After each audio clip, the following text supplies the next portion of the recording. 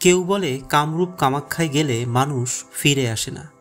কেউ বলে সেখানে এমন সব তান্ত্রিক আছে যা মানুষের আত্মা পর্যন্ত বদলে দিতে পারে।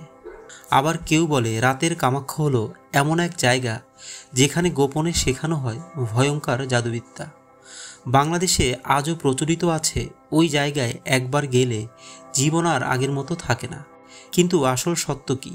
বহু রহস্যের আড়ালে লুকিয়ে থাকা কামরূপ কামাখ্যা আসলে কতটা ভয়ঙ্কর আর কতটা ভুল ধারণা, আজ আমরা সত্যটা তুলে ধরব। তাই শেষ পর্যন্ত দেখার অনুরোধ রইল। কামরূপ কামাখ্যার জন্ম ভারতের আসামে নীলাচল পাহাড়ের উপর একটি স্থান, যেখানে দেবী সতীর যোনিভাগ পড়েছিল বলে হিন্দু পুরাণে বিশ্বাস করা হয়। সেই জায়গাতেই প্রতিষ্ঠিত হয় কামাখ্যা শক্তিপীঠ।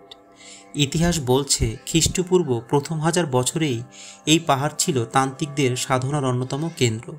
কিন্তু বর্তমান মন্দিরটির পুনর্নির্মাণ করা হয় 1665 সালে রাজা নারায়ণের উদ্যোগে। এই জায়গাটির নাম কামরূপ এসেছে কামদেব থেকে। বিশ্বাস ছিল মহাদেবের ক্রোধে দগ্ধ হয়ে কামদেব এখানেই পুনর্জন্ম লাভ করেন। তাই কামরূপ মানে ভালোবাসা, কামশক্তি আর সৃষ্টিশক্তির প্রতীক। কামাখ্যার গর্ভগৃহ, যেখানে কোনো মূর্তি নেই।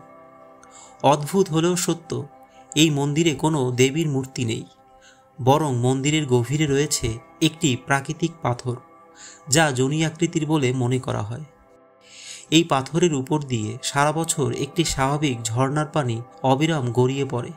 এটিই কামাখ্যার পবিত্রতম স্থান, যা বহু যুগ ধরে রহস্য আর ভক্তির কেন্দ্র। অনেক পর্যটকের কাছে এটি অদ্ভুত লেগেছে, কারণ অন্য কোনো মন্দিরে এমন স্থাপনা দেখা যায় না।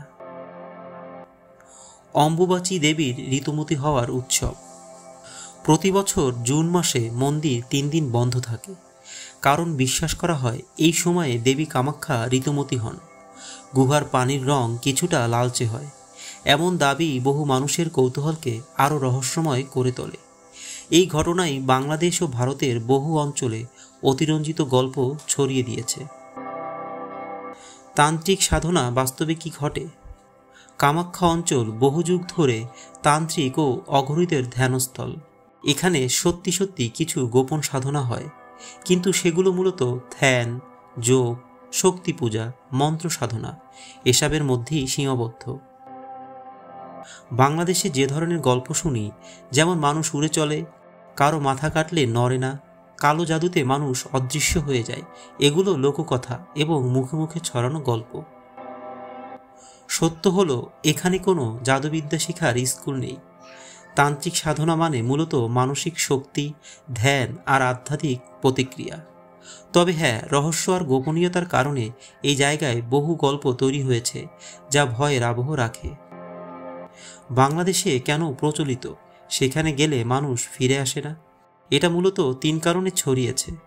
পুরনো কাহিনী ও ভ্রমণকারীদের ভয় মিশ্রিত গল্প।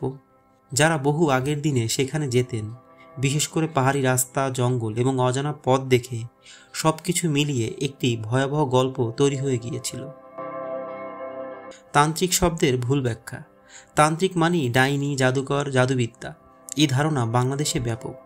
এই কারণে কামরূপ নামটা শুনলেই অনেকে ধরে নেয় বিপজ্জনক কিছু হয়। মিডিয়া ও মুখের কথায় অতিরঞ্জিত গল্প বাড়াতে বাড়াতে শেষমেশ হয়ে গেছে ওখানে গেলে মানুষ হারিয়ে যায়। কিন্তু বাস্তবে সাধারণ মানুষ প্রতিদিন যায়, ঘোরে, দেখে, আবার ফিরে আসে। এটা পর্যটকদের জন্য অত্যন্ত জনপ্রিয় একটি স্থান। তাহলে কি এখানে জাদুবিদ্যা নেই? একেবারে নেই বলা ঠিক হবে না। এখানে আছে তন্ত্র, মন্ত্র, যোগ, আধ্যাত্মিক শক্তির সাধনা। এগুলো বহু প্রাচীন ভারতীয় দর্শনের অংশ, যা আধুনিক অর্থে জাদু নয়। কিন্তু মানুষ যে অলৌকিক শক্তির স্কুল ভাবছে তা একেবারেই সত্য নয়। এখানে কোনো শিক্ষা কেন্দ্র নেই, নেই কোনো প্রকাশ্য কালো জাদুর চর্চা, নেই মানুষ অদৃশ্য করে দেওয়ার মতো রহস্য। কামরূপ কামাখ্যা হলো রহস্যময়, পুরাণ সমৃদ্ধ আধ্যাত্মিক শক্তির স্থান। এখানে সারা পৃথিবী থেকে মানুষ আসে, দেখে, পূজা করে আর ফিরে যায়। বাংলাদেশে যে কথাগুলো প্রচলিত, যেমন মানুষ ফিরতে পারে না, অলৌকিক জাদুবিদ্যা শেখানো হয়, তান্ত্রিকরা মানুষকে অদৃশ্য করে দেয়, এসব লোককথা ছাড়া কিছুই না। তবে হ্যাঁ, এই স্থানটি এতটাই প্রাচীন, এতটাই আলাদা এতটাই গোপনীয় যে রহস্যের ঘন কুয়াশা থেকেই যায়। কিন্তু ভয় নয়, সত্যই হলো সবচেয়ে বড় শক্তি।